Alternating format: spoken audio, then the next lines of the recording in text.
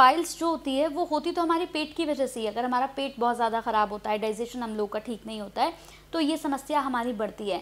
तो ये जो गोलियां हैं, इन गोलियों को खाने से ठीक हो जाएगा? इससे तो कॉन्स्टिपेशन ठीक होता है। अच्छा।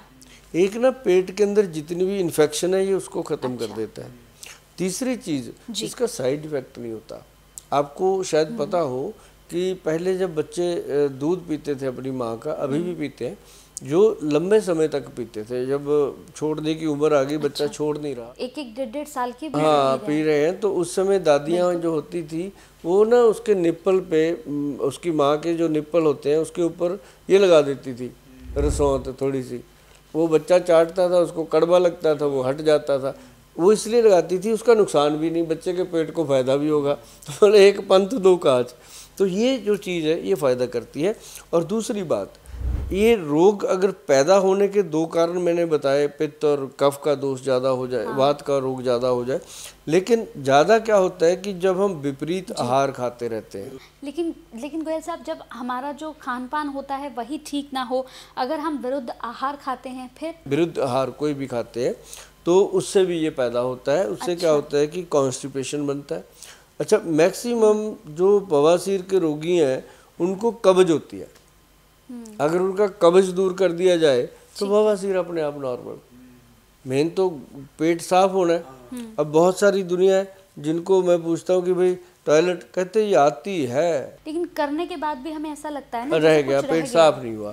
तो वो जो चीज़ है ना जी, वो उसको पूरा दिन सताती रहती है और उसी से गट के अंदर वो मल जमा हो जाता है। पोर्टल वेन के अंदर इन्फेक्शन पैदा हो जाती है। आपने कभी देखा होगा कि जो पानी चलता है किसी पाइप के अंदर, तो उसके अंदर एक काई जम जाती है। एक जगह खड़ा रहे पानी, जैसे हम ट्यूबवेल वगैरह पे देखते हैं, तो उसके अंदर भी एक काई हरे वाई जम जाती है ना। तो वही है कि जब ये हमारे फूड पाइप में जम जाता है, जमा हो जाता है वायरस, तो वो उसके अंदर जब भी आप कुछ खाओगे या तो जलन होगी, एसिडिटी होगी, कुछ भी होगा, तो उसको शांत करना बहुत ज़रूरी है, उस पाइप को साफ करना। अब उसके लिए काम आता है त्रिफला। जो त्रिफला है वो बवासीर के रोगी के लिए तो वरदान है, वरदान है। क्या है कि त्रिफला हो 1, 2 और 4 की रेशो का। हरद, बहेड़ा और आंवला, 1 हरड़, 2 बहेड़ा और 4 आंवला, ये एक रेशो है। अगर इस रेशो में आप त्रिफला बना लेते हो, आप बनाना भाई, 100 ग्राम हरड़, 200 ग्राम बहेड़ा और 400 ग्राम आंवला घर पे लाइए। उसको ला के अच्छे से पानी में वॉश वूश करके सुखा के, उसके बाद उसको सुखा के फिर उसको कूट के छान के उसको पाउडर बना लीजिए। अच्छा। तो वो बनेगा असली त्रिफला।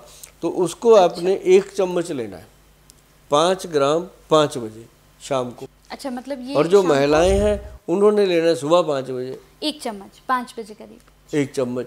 अब जो कहते हैं हम तो ऑफिस जाते हैं जी 5 बजे, तो हमें पता भी नहीं होता दिन चढ़ा कि नहीं चढ़ा। हम तो 8 बजे उठते हैं, 9 बजे उठते हैं।